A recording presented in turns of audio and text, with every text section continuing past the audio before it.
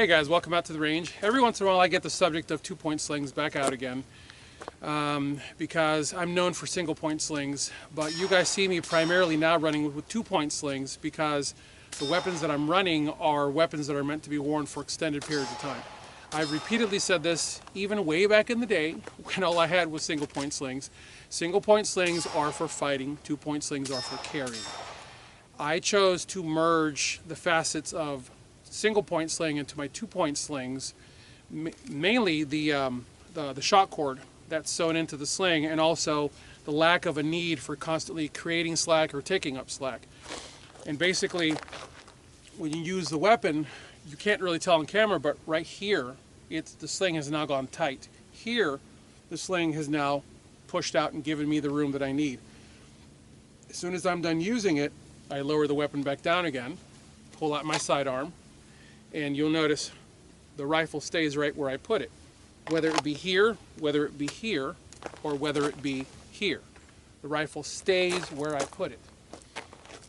I'm not having to constantly create slack to work with the weapon. Very recently I saw a video, and I'm going to try to remember how the guy did it.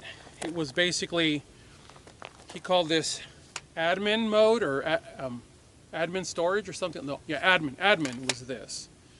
You know, obviously using it was this. Admin was this. Storage, how did he do for storage? Yeah, that's right. Storage, he did this. And when I saw that, I went, whoa, what did I just witness? And I was like, oh, I know what he's after. Okay, trust me guys, I know what he's after.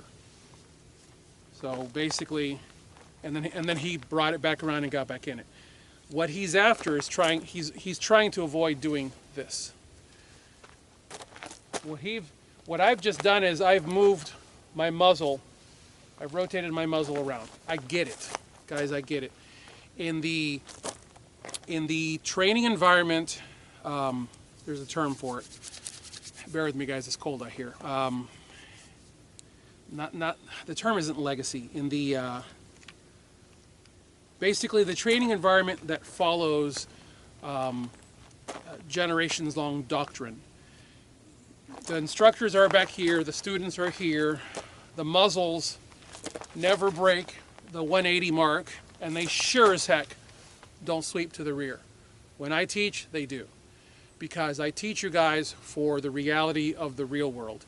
This maneuver makes a heck of a lot more sense to go from here, and I have to render aid to a teammate, so I basically sweep the muzzle past my teammate and I rotate it to the rear, making sure that I'm pushing away from my body with the stock, rotating. Why is that so important? Because I don't want my safety touching any of the equipment. Right now I'm running slick, but if I was running with a bunch of crap on, I do not want my safety making contact with my equipment, so I push out with the stock, rotate around, bring it up, and then release it. Before it comes back around, I push away from my body and I bring it back around.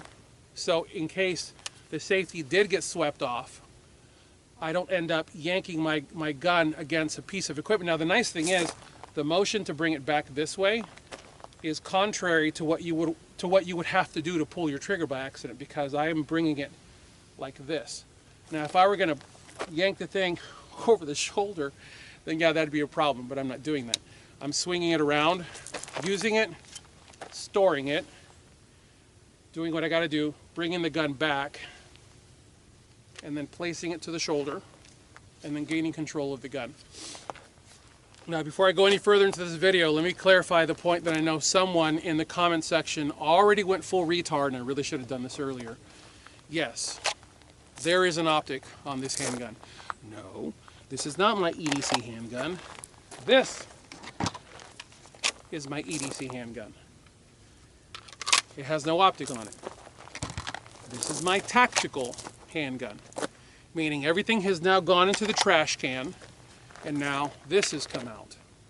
The argument that I have repeatedly made for years is to avoid adding extra failure points to an EDC handgun, which is why I really don't like running optics on handguns, because I'm adding potential failure points to that handgun.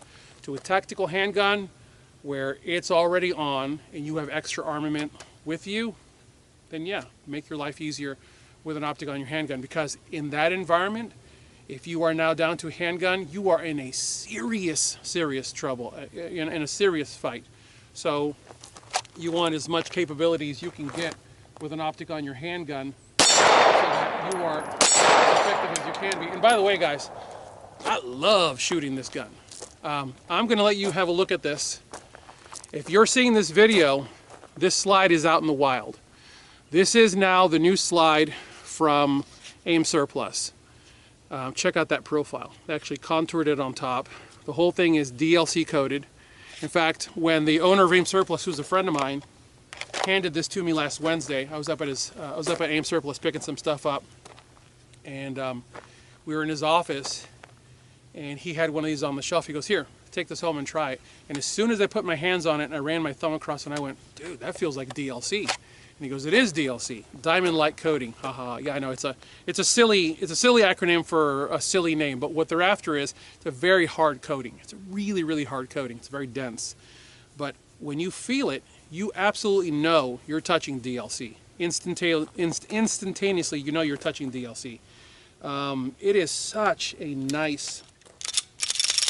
I mean, guys, it's like butter. It is incredible how nice that finish is, and it helps keep your gun slick. I know I hit you. It's a really nice finish. But to answer the comment, question, whatever, that no, this is not my EDC handgun. This is the tactical handgun. And I'm carrying it in a holster from Bravo Concealment that is RMR optic compatible. And anyways, yeah, like I said earlier in the video, every once in a while I get the subject matter of working with slings out, because I keep seeing a whole lot of, I keep seeing people making really bad mistakes with slings, and I go, why are they overly complicating this, guys? It is using. It doesn't matter if you're dealing with anybody else's sling. This is not specific to Tier 1 citizen slings. If you're talking about a 2-point sling that has some stretch to it, then your sling should be able to retain your weapon to your body here in a casual manner, where the weight of the weapon is being managed for you by the bungee. If you need to do something very simple and quick in front of you, then you just put it off to the side. It's not that big a deal. You put it off to the side. Guys, it's very crucial that you're constantly aware of where your muzzle is. Because if you don't know where your muzzle is, or if you're moving too fast and sloppy, and I will admit to this right now on camera, a little while ago, I brought the rifle around and inadvertently ended up with my middle finger here. And instinctively, as I was bringing the rifle up, I was sweeping the safety off, because by the time you're here, you're in mechanical control, constructive control of the weapon, so your safety can come off. And so out of rote memory, for doing this for years, I came up, and I'm going to do this very carefully, I came up, instead of ending up like this, I ended up like this, and accidentally swept the safety off, and I was coming right by my right foot. Now luckily, the muzzle was probably that far in front of, it was basically my pinky toe. It was that far in front of my pinky toe, because I remember seeing it as it came forward, and I thought, I almost just cracked off a round in the dirt right in front of me, which, guys, hurts, especially on gravel. All kinds of crap goes everywhere, and it hurts. It dings you up pretty bad. But the point is that I was moving too fast. I was moving. It's so cold out here. I was moving out of my comfort zone. I was moving out of my physical ability zone, because as the sun is going down, it's getting chillier rapidly. And so anyways, guys, I've told you this before. I am not here to give you guys tactical. I'm here to give you tactical information. And I will tell you my mistakes, and I will leave my mistakes in the videos, unless it's a really bad mistake that's going to cause more issues than it's worth. But teaching points come from mistakes. So once again, guys, when you're talking about working with a 2-point sling, I'm amazed that battery's still running. Probably because it's so cold out here. And the camera tends to warm itself up internally, so when it's cold, the batteries actually like it because the camera lets off a lot of heat because it's dumping so much data, and it actually warms the battery on cold days. On hot days, that camera would have already died. When you're working with your sling, there's so much hubbub that is being taught about working with slings, and it's so simple, guys. Carrying the gun, walking around with your gun, or here for long storage. And this, guys, this is a wonderful position. You can spend protracted periods of time carrying your rifle in this position and it will not wear you out. Most especially a gun like this one that is in the 5-pound range. It won't wear you out. It's so lightweight, it's so easy to work with. But once you need the rifle, if you have the time, otherwise obviously you're on your handgun, but if you have the time to go to the rifle, then yeah, bring your rifle around. And in fact, as you just saw, I peeled it off of my body and I pushed it away. I didn't drag it, I pushed it away before I started to bring it around to make sure that I was not going to catch any of the fire controls on the weapon. Bring it around and immediately place it to the shoulder, gain control of it, bring your support hand around, bring it up. The reason that I really like the sling setup that I've come up with is, at one point I had actually thought about putting a slider into this. When you make a product, you have to find a way to make a product that works for everybody. I'm 6'4", I am 270 something pounds. I have fitted this sling to women that are 5 something and 100 something.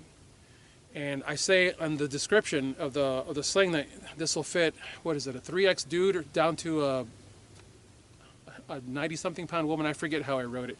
But no joke, guys, the slings that I make are designed to fit really, really big dudes, and then you take this and you slide it to here and it takes up the slack and you can fit a very small shooter. The reason that this setup doesn't change on this end, because this is the very important end of the gun. This is the shock absorber. This is what ensures that your rifle is not beating you up when you're spending hours and hours working with it. And the most gratifying thing ever was recently I taught a class out here, and out of the 4 guys that I had at the class, 2 of them had my slings, and they're like, yeah, yes, yes, it matters. When I was doing the testing for these, I first made several runs without bungee. I knew they were going to suck, but I ran them anyways out of curiosity. Guys, they sucked so bad within an hour. I was like, that crap's got to come off. And then I made the ones with the bungee in them, and instantaneously it was like riding in a vehicle that has really good support, really good shock systems in it, and is designed to go over rough terrain without beating up the occupants. Guys, shock on your sling, shock control on your sling really matters because it takes all the abuse out of that weapon. In this area right here, when you go to a class, even with a nice sling with bungee in it, if you go to a class that lasts more than just a day, by the next day that you're back on the range, you're going to feel this area right here kind of getting sore from carrying the weight of the weapon. Forget the impact that comes from having a sling that doesn't have shock cord built into it. So guys, keep that in mind. And for those that know my product, take a look, because I lowered the price. I was talking to a fellow manufacturer recently, and I'll close with this. I was talking to a fellow manufacturer today, and basically telling him that even though everything has gone up in price tag in America, because that's the game that's being played on us right now, they're trying to bleed us. Guys, they want you naked, cold, hungry, and scared. And I'm like, you know what? They've raised the prices on everything that I need for making my slings, but I'm going to lower my price points a little bit. And I lowered the price points, and by the grace of God and by y'all's generosity, guys, I've been selling slings. I mean, it blows me away. I'm selling slings. And it's so neat to see that you guys recognize the quality. And just this morning, one of my customers sent me an email, that's you, Steve, sent me an email thanking me for the slings, for the quality of the slings. And guys, those types of emails mean so much to me, because when I say to you, I am quite literally the only person at Tier 1 Citizen. Tier 1 Citizen is me, that's it. It's me making slings at my dining table and the occasional upper receiver or AR-15. Our economy is jacked up, which is why I've lowered my price points so that folks can afford the slings that they need. Okay, this is not a want. This is not a in Spanish it would be known as antojito, right? This is not a flippant desire. This is a need. You have to have a good sling for your long gun. Otherwise, your rifle can be taken away from you if you don't have a quality sling that's been made to be really tough as nails, and these really are. So that's what I got for you guys today. As always, I thank you guys for watching, and I thank you for your support. God bless you all. Get those guns out in practice. Have a good one.